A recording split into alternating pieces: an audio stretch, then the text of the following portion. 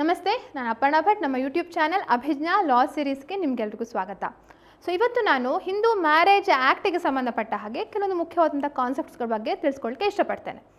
ನೋಡಿ, Hindu marriage act ಬಹಳ ಮುಖ್ಯವಾದಂಥದ್ದು. ಯಾಕೆಂದರೆ ಪ್ರತಿಯೊಂದು ಇಬ್ಬರು ಹಿಂದೂಗಳು ವಿವಾಹವಾಗುವಾಗ, ಹಿಂದೂ ವ್ಯಕ್ತಿಗಳು ವಿವಾಹವಾಗುವಾಗ ಗವರ್ನ್ ಆಗುವಂಥ ಒಂದು ಕಾನೂನು.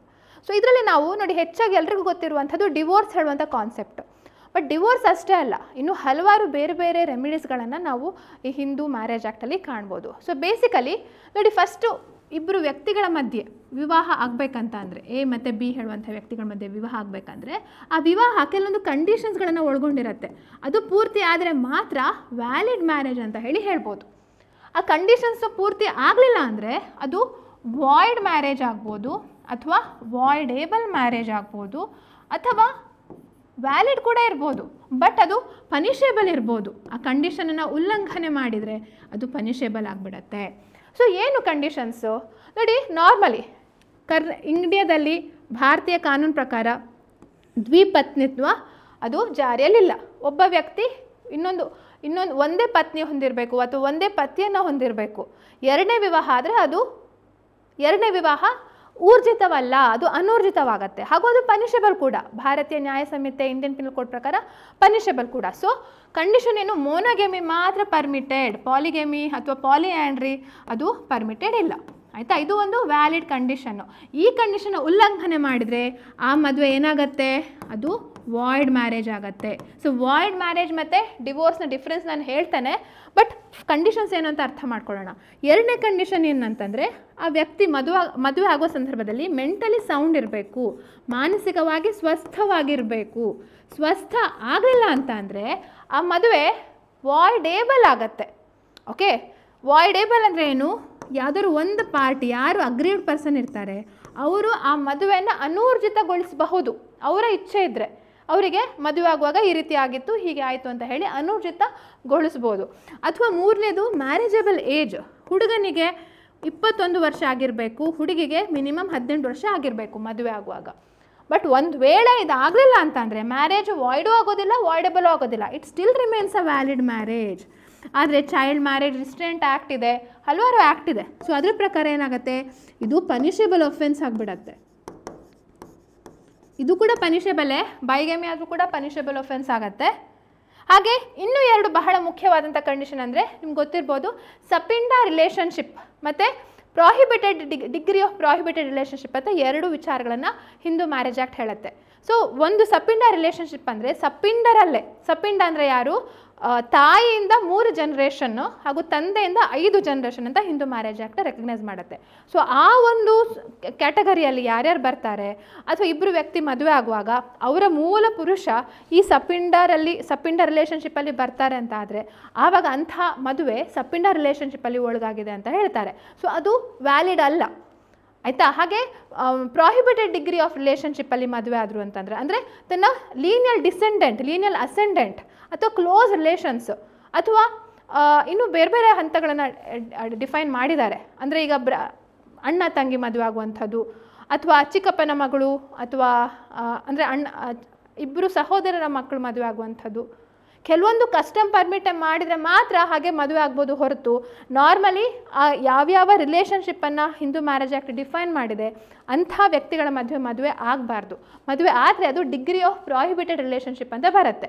ಸೊ ಆ ಎರಡು ಕಂಡೀಷನ್ ಯಾವುದು, ಒಂದು ಇಲ್ಲಿ ಬರೀತಾನೆ ಸಪಿಂಡ ರಿಲೇಷನ್ಶಿಪ್ ಇದರಲ್ಲಿ ಮದುವೆ ಆದರೆ, ಹಾಗೂ ಡಿಗ್ರಿ ಆಫ್ ಪ್ರಾಹಿಬಿಟೆಡ್ ರಿಲೇಷನ್ಶಿಪ್ ಅಂತ ಹೇಳುವಂಥದ್ದು, ಈ ಎರಡೂ ಮದುವೆ ವ್ಯಾಲಿಡ್ ಆಗುತ್ತೆ. ಇದನ್ನು ಉಲ್ಲಂಘನೆ ಮಾಡಿ ಮದುವೆ ಆದರೆ this becomes both of the marriage becomes void ಅಂತ ಹೇಳ್ಬೋದು. ಸೊ ಇದು ವೆರಿ ಬೇಸಿಕ್ ಕಂಡೀಷನ್ಸ್. ಆಯಿತಾ. ಸೊ ಒಂದೇ ಒಂದು ಏನೇ ಆದರೂ ವ್ಯಾಲಿಡ್ ಇರುವಂಥದ್ದು ಈ ಮ್ಯಾರೇಜಬಲ್ ಏಜ್ ಇದಾಗಲಿಲ್ಲ ಅಂದರೆ. ಆದರೆ ಒಂದು ಆಪ್ಷನ್ ಇದೆ, ಇಲ್ಲಿ ಡಿವೋರ್ಸ್ ತೊಗೊಳ್ಬೋದು. ಆ ಮದುವೆ ಆಗುವಂಥ ಹುಡುಗಿ ಏನಿದೆ 15 ವರ್ಷಕ್ಕಿಂತ ಮೊದಲೇ ಅವಳಿಗೆ ಮದುವೆ ಆಗಿತ್ತು, ಬಟ್ ಅವಳಿಗೆ ಗೊತ್ತಾಯಿತು 18 ವರ್ಷ ಆಗೋಕ್ಕಿಂತ ಮೊದಲು ಅವಳು ಈ ಮದುವೆ ತನಗೆ ಬೇಡ ಅಂತ ಹೇಳಿ ತಿರಸ್ಕಾರ ಮಾಡಿದ್ಲು ಆ ಮದುವೆಯನ್ನು. ಸೊ ಅದೇ ಒಂದು ಕಾರಣ ಇಟ್ಕೊಂಡು ಶಿ ಕ್ಯಾನ್ ಟೇಕ್ ಡಿವೋರ್ಸನ್ನು ತೊಗೊಳ್ಬೋದು. ಹಾಗಿದ್ರೆ ವಾಯ್ಡ್ ಮ್ಯಾರೇಜ್ ಮತ್ತು ಡಿವೋರ್ಸ್ ಬಗ್ಗೆ ಏನು difference, what is the difference between void marriage and divorce? ನೋಡಿ, ವಾಯ್ಡ್ ಮ್ಯಾರೇಜ್ ಅಂದರೆ ಫ್ರಮ್ ಬಿಗಿನಿಂಗ್ ಇಟ್ ಸೆಲ್ಫ್, ಅದು ಮದುವೆನೇ ಅಲ್ಲ ಅಂತ ಹೇಳುವಂಥದ್ದು ವಾಯ್ಡ್ ಮ್ಯಾರೇಜ್. ಯಾಕೆಂದರೆ ಮದುವೆಗೆ ಬೇಕಾಗಿರುವಂಥ ಅವಶ್ಯಕ ವಸ್ತುಗಳೇ ಇಲ್ಲ, ಅವಶ್ಯಕ ಆ ಒಂದು ಕಂಡೀಷನ್ಸನ್ನೇ ಫುಲ್ಫಿಲ್ ಮಾಡಿಲ್ಲ ಅಂತ ಹೇಳುವಂಥದ್ದೇನಿದೆ ಅದು ವಾಯ್ಡ್ ಮ್ಯಾರೇಜ್ ಆಗುತ್ತೆ. ಸೊ ಅವರು ಕೋರ್ಟಿಗೆ ಹೋಗಿ ಡಿಗ್ರಿ ತೊಗೊಳ್ಳಿ, ಇದು ನಲ್ಲಿಟಿ ಮ್ಯಾರೇಜು ಅಂತ ಹೇಳದೇ ಇರಲಿ, ವಾಟ್ ಎವರ್ ಇಟ್ ಈಸ್, ಅದಕ್ಕೆ ಏನಾಗುತ್ತೆ ಆ ಮದುವೆಗೆ ಆ ಊರ್ಜಿತ ಸಿಗೋದಿಲ್ಲ, ಅದು ವ್ಯಾಲಿಡ್ ಆಗೋದಿಲ್ಲ, ಅದು ಮದುವೆನೇ ಅಲ್ಲ ಅಂತ ಕನ್ಸಿಡರ್ ಆಗುತ್ತೆ.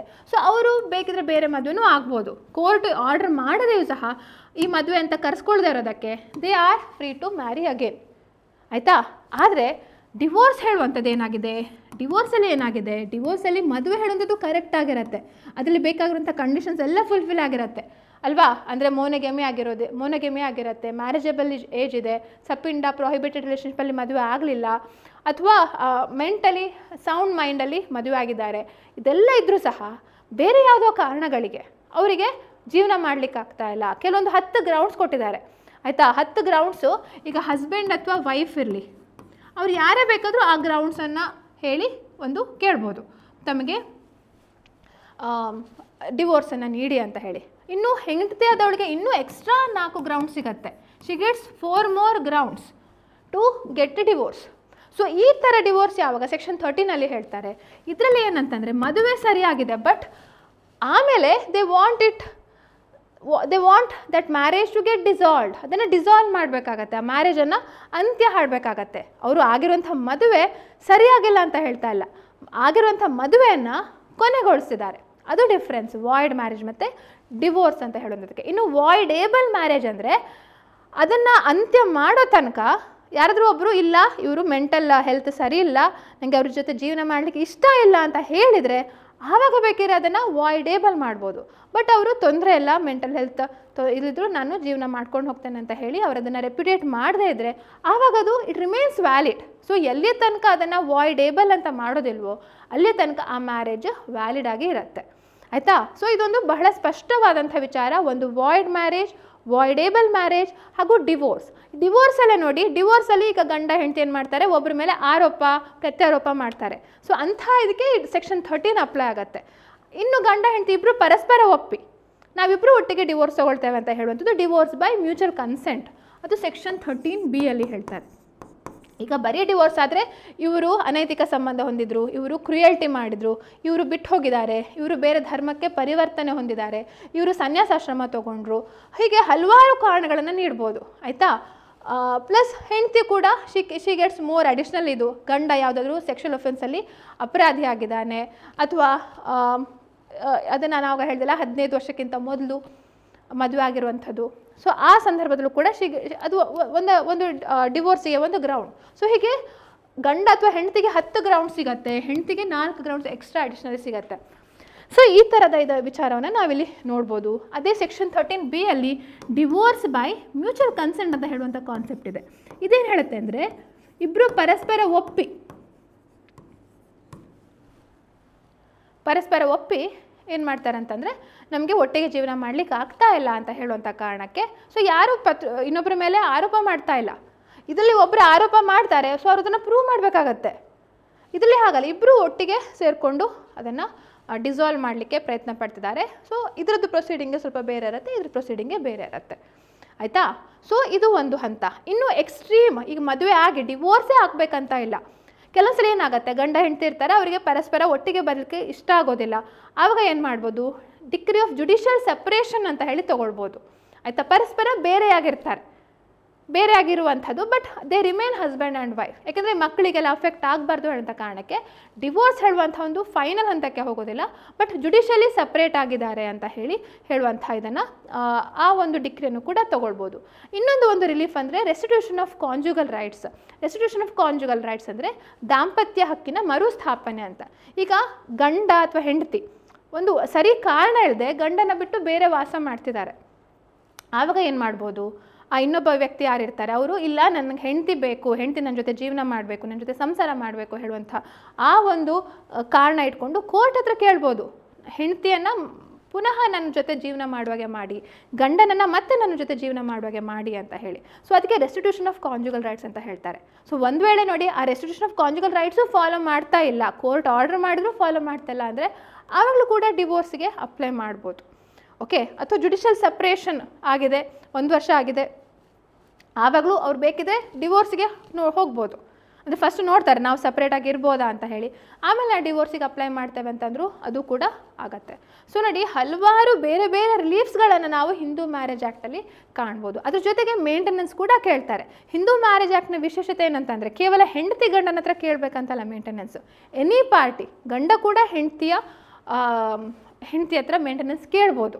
ಓಕೆ, ಸೊ ಅದಕ್ಕೆ ಎಲಿಮನಿ ಅಂತ ಹೇಳ್ತಾರೆ, ಪರ್ಮನೆಂಟ್ ಎಲಿಮನಿ ಆರ್ ಮೇಂಟೆನೆನ್ಸ್ ಅಂತ ಹೇಳ್ತಾರೆ. ಅಥವಾ ಆ ಖರ್ಚು, ದಾವೆಯ ಖರ್ಚೇನಿರುತ್ತೆ, ದಾವೆ ನಡೆಸ್ತಾ ಇರುವಾಗ ಇಂಟ್ರಿಮ್ ಒಂದು ಮೇಂಟೆನೆನ್ಸ್ ಕೂಡ ಕೇಳ್ಬೋದು. ಸೊ ಈಗ ನಮ್ಮ CRPC BNSS ಕೂಡ ಈ ಮೇಂಟೆನೆನ್ಸ್ ಪ್ರೊಸೀಡಿಂಗ್ಸ್ ಇದೆ. ಹಾಗೆ ಇಲ್ಲೂ ಕೂಡ ಹಿಂದೂ ಮ್ಯಾರೇಜ್ ಆ್ಯಕ್ಟಲ್ಲೂ ಕೂಡ ನಾವು ಮೇಂಟೆನೆನ್ಸ್ ಇದನ್ನು ಕಾಣ್ಬೋದು. ಸೊ ಇದರಲ್ಲಿ ಏನಂತಂದರೆ ಹೆಂಡತಿ ಅಥವಾ ಗಂಡ ಅಂದರೆ ಆ ಸ್ಪೌಸ್ ಇನ್ನೊಬ್ಬರ ಹತ್ರ ಕೇಳುವಂಥ ಒಂದು ಇದನ್ನು ನಾವು ಕಾಣ್ತೇವೆ. ಓಕೆ, ಸೊ ಇದಿಷ್ಟು ಒಂದು ಬಹಳ ಮುಖ್ಯವಾದಂಥ ಕಾನ್ಸೆಪ್ಟ್ಸ್ಗಳು ಎಲ್ಲ ಎಕ್ಸಾಮ್ಸ್ಗಳು ಕೂಡ, ನಿಮ್ಮ ಆಲ್ ಇಂಡಿಯಾ ಬಾರ್ ಎಕ್ಸಾಮ್ ಇರ್ಬೋದು, ಲಾ LLB ಎಕ್ಸಾಮ್ಸ್ ಇರ್ಬೋದು, ಅಥವಾ ಡಿಸ್ಟ್ರಿಕ್ಟ್ ಜಡ್ಜ್ ಎಕ್ಸಾಮ್ ಇರ್ಬೋದು, ಇದೆಲ್ಲ ಕೂಡ ಬಹಳ ಮುಖ್ಯವಾಗಿ ನಾವು ಕಾಣ್ತೇವೆ. ಸೊ ಇದರಲ್ಲಿ ಬರುವಂಥ ಗ್ರೌಂಡ್ಸ್ಗಳನ್ನ ಸರಿಯಾಗಿ ನೆನ್ಪಿಟ್ಕೊಳ್ಳಿ. ಗ್ರೌಂಡ್ಸ್ಗಳು ಕರೆಕ್ಟಾಗಿ ನೆನಪಿದ್ರೆ, ಹಾಗೂ ಎಷ್ಟು ವರ್ಷದ ಅವಧಿಗೆ, ಈಗ ಡೆಸರ್ಷನ್ ಅಂದರೆ 2 ವರ್ಷ, ಮಿನಿಮಮ್ 2 ವರ್ಷ ಬಿಟ್ಟು ಹೋಗಿದ್ರೆ ಮಾತ್ರ ಡಿವೋರ್ಸಿಗೆ ಅಪ್ಲಿಕೇಶನ್ ಹಾಕ್ಬೋದು. ಅಥವಾ ಗಂಡ ತುಂಬ ಸಮಯದಿಂದ ಅವನ ಬಗ್ಗೆ ಕೇಳೇ ಇಲ್ಲ, ಈಗ ಎಲ್ಲೋ ಮಿಲಿಟ್ರಿಗೆ ಹೋಗಿರ್ತಾರೆ, ಅವ್ರು ತುಂಬ ವರ್ಷ ಅವ್ರ ಬಗ್ಗೆ ಕೇಳಿಲ್ಲ, 7 ವರ್ಷ ತನಕ ಕೇಳಿಲ್ಲ, ಆವಾಗ ನಾರ್ಮಲಿ ಕಾನೂನು ಏನು ಪರಿಗಣಿಸುತ್ತೆ, it presumes him to be dead. ತುಂಬ ವರ್ಷ ಆದ್ಕೊಳ್ಳೆ, ತುಂಬ ವರ್ಷ ತನಕ ಅವ್ರ ಬಗ್ಗೆ ಯಾರೂ ಕೇಳಿಲ್ಲ ಅಂತಾದರೆ ಆ ವ್ಯಕ್ತಿ ಆಗಿದ್ದಾರೆ ಅಂತ ಹೇಳಿ ಭಾವಿಸುತ್ತೆ. ಸೊ ಅದು ಒಂದು ಗ್ರೌಂಡ್ ಆಗುತ್ತೆ ಡಿವೋರ್ಸ್ ಆಗಲಿಕ್ಕೆ, ಡಿವೋರ್ಸ್ ತಗೊಳ್ಳಿಕ್ಕೆ, ಆಯಿತಾ. ಸೊ ಹೀಗೆಲ್ಲ ಬೇರೆ ಬೇರೆ ಇದಿದೆ, ಗ್ರೌಂಡ್ಸ್ ಇದೆ. ಆ ಗ್ರೌಂಡ್ಸ್ಗಳ ನೆನ್ಪಿಟ್ಕೊಂಡು ನೀವು ಕರೆಕ್ಟಾಗಿ ಎಕ್ಸಾಮಿಗೆ ಆನ್ಸರ್ ಮಾಡ್ಬೋದು. ಪ್ಲಸ್ ಅದರ ಟೈಮ್ ಲಿಮಿಟ್ ಕೂಡ. ಸೊ ಇದರಲ್ಲೂ ಕೂಡ ನಾವು ನೋಡ್ಬೋದು, ಒಂದು ವೇಳೆ ಅಪೀಲ್ ಹೋಗೋದಾದರೆ ಕೋರ್ಟ್ ಡಿವೋರ್ಸ್ ಆರ್ಡ್ರ್ ಏನಾದರೂ ಮಾಡ್ತು ಮತ್ತು ಬೇರೆ ಆರ್ಡ್ರ್ ಮಾಡ್ತು, ಹೈಯರ್ ಕೋರ್ಟಿಗೆ ಅಪೀಲ್ ಮಾಡ್ತಾರೆ ಅಂದರೆ 90 ದಿನಗಳೊಳಗೆ ಅಪೀಲ್ ಮಾಡಬೇಕಾಗತ್ತೆ. ಓಕೆ, ಸೊ ಇದಿಷ್ಟು ಈ ಒಂದು ಇವತ್ತಿನ ಕ್ಲಾಸಿನ ಮಾಹಿತಿ. ಹಾಗೂ ನಿಮಗೆ ಇನ್ನು ಬೇರೆ ಬೇರೆ ಎಕ್ಸಾಮಿಗೆ ಸಂಬಂಧಪಟ್ಟ ಹಾಗೆ, ಜುಡಿಷಿಯಲ್ ಎಕ್ಸಾಮ್ ಅಥವಾ ಆಲ್ ಇಂಡಿಯಾ ಬಾರ್ ಎಕ್ಸಾಮ್ಗೆ ಸಂಬಂಧಪಟ್ಟ ಹಾಗೆ ನೀವು ಕೋರ್ಸ್ಗಳ ಪರ್ಚೇಸ್ ಮಾಡಲಿಕ್ಕೆ ಇಷ್ಟ ಇದ್ದರೆ ನಮ್ಮ www.abhijnalegal.in ಅಂತ ಹೇಳುವಂಥ ಒಂದು ಆ್ಯಪ್ ಇದೆ, ಅಥವಾ ವೆಬ್ಸೈಟಲ್ಲೂ ಕೂಡ ನೀವು ಚೆಕ್ ಮಾಡ್ಬೋದು. ಅಭಿಜ್ಞಾ ಲಾ ಸೀರೀಸ್ ಅಂತ ಆ್ಯಪ್ ಇದೆ, ಗೂಗಲ್ ಪ್ಲೇಸ್ಟಲ್ಲಿ ಸಿಗ್ಬೋದು. ಅದರಲ್ಲಿ ಕೋರ್ಸಸ್ ಅಂತ ನೀವು ಕಾಣ್ತೀರಿ. ಈ ಕೋರ್ಸಸಲ್ಲಿ ಹಲವಾರು, ಈಗ ಆಲ್ ಇಂಡಿಯಾ ಬಾರ್ ಎಕ್ಸಾಮಿನೇಷನ್ ಬಹಳ ಚಾಲ್ತಿಯಲ್ಲಿರುವಂಥದ್ದು, ಯಾಕೆಂದರೆ ಇನ್ನು 1 ತಿಂಗಳಲ್ಲಿ ಡಿಸೆಂಬರ್ 22ಕ್ಕೆ ಎಕ್ಸಾಮ್ ಇರುವಂಥದ್ದು, ಒಂದು 20-25 ದಿನವೂ ಕೂಡ ಇಲ್ಲ. ಸೊ ಅಂಥ ಸಂದರ್ಭದಲ್ಲಿ ನೀವು ಇದನ್ನು ಸರಿಯಾಗಿ ತಿಳ್ಕೊಳ್ಳುವಂಥದ್ದು ಬಹಳ ಮುಖ್ಯ. ಸೊ ಇದರಲ್ಲಿ ನಾವೆಲ್ಲ ಕಾನೂನುಗಳನ್ನು ಕೂಡ ಶಾರ್ಟಾಗಿ ಎಕ್ಸ್ಪ್ಲೇನ್ ಮಾಡಿದ್ದೇವೆ. ಇನ್ನೂ ಎಕ್ಸ್ಪ್ಲೇನ್ ಅಂದರೆ ಇನ್ನೂ ಸ್ವಲ್ಪ ವೀಡಿಯೋಸ್ಗಳು ಅಪ್ಲೋಡ್ ಆಗಲಿಕ್ಕಿವೆ, ಬಟ್ ಇದರಲ್ಲಿ ನೀವು ಕಾಣ್ಬೋದು ಮೇಯ್ನಾಗಿ ಮೇಜರ್ ಲಾಸ್ಗಳು, ಹಾಗೆ ಸಣ್ಣ ಸಣ್ಣ ಶಾರ್ಟ್ ಆ್ಯಕ್ಟ್ಸ್ಗಳು ಕೂಡ ನಾವಿಲ್ಲಿ ಕಾಣ್ತೇವೆ. ಸೊ ಇಂಟ್ರೆಸ್ಟೆಡ್ ಇದ್ದರೆ ಖಂಡಿತವಾಗಿಯೂ ಜಾಯಿನ್ ಆಗಿ. ಇಲ್ಲಿ ನಿಮ್ಗೆ ಕಾಣ್ತಾ ಇರುವಂಥ ಈ 5141 ಹೇಳುವಂಥ ಇಷ್ಟು ಅಮೌಂಟಿಗೆ ನಿಮಗೆ ಆಲ್ ಇಂಡಿಯಾ ಬಾರ್ ಎಕ್ಸಾಮಿನೇಷನ್ನ ಮೆಟೀರಿಯಲ್ ಅಥವಾ ಸ್ಟಡಿ ಮೆಟೀರಿಯಲ್ ಕೂಡ ಅದರಲ್ಲಿ PDF ಅನ್ನು ಡೌನ್ಲೋಡ್ ಮಾಡ್ಕೊಳ್ಬೋದು. ಹಾಗೆ ಫ್ರೀ ಟೆಸ್ಟ್ಗಳು ಕೂಡ ಇವೆ, ಹಲವಾರು ಫ್ರೀ ಟೆಸ್ಟ್ಗಳನ್ನು ನೀವು ಕಾಣ್ಬೋದು. ಹಾಗೆ ಜುಡಿಷರಿ ಎಕ್ಸಾಮ್ಸ್ಗೆ ನೀವು ಇದು ಮಾಡ್ತಾಯಿದ್ರು ಸಹ ಜುಡಿಷರಿ ಎಕ್ಸಾಮ್ ಕೋರ್ಸ್ ಕೂಡ ಇದೆ, ಹಾಗೂ ಬೇರೆ ಬೇರೆ ಬುಕ್ಸ್ಗಳು ಕೂಡ ಅವೈಲೇಬಲ್ ಇದೆ. ಇದೆಲ್ಲವೂ ಕೂಡ ನಮ್ಮ ಒಂದು ಕ್ಲಾಸಿನ ಮಾಹಿತಿ ಅಂತ ಹೇಳ್ತಾ ಇವತ್ತಿನ ಕ್ಲಾಸನ್ನು ಮುಗಿಸ್ತಾ ಇದ್ದೇನೆ. ಈ ವಿಡಿಯೋ ಇಷ್ಟ ಆಗಿದ್ರೆ ಲೈಕ್, ಕಮೆಂಟ್, ಶೇರ್, ಸಬ್ಸ್ಕ್ರೈಬ್ ಮಾಡಲಿಕ್ಕೆ ಮರಿಬೇಡಿ ಅಂತ ಹೇಳ್ತಾ ಈ ವಿಡಿಯೋನ ಮುಗಿಸ್ತಾ ಇದ್ದೇನೆ. ನಮಸ್ತೆ.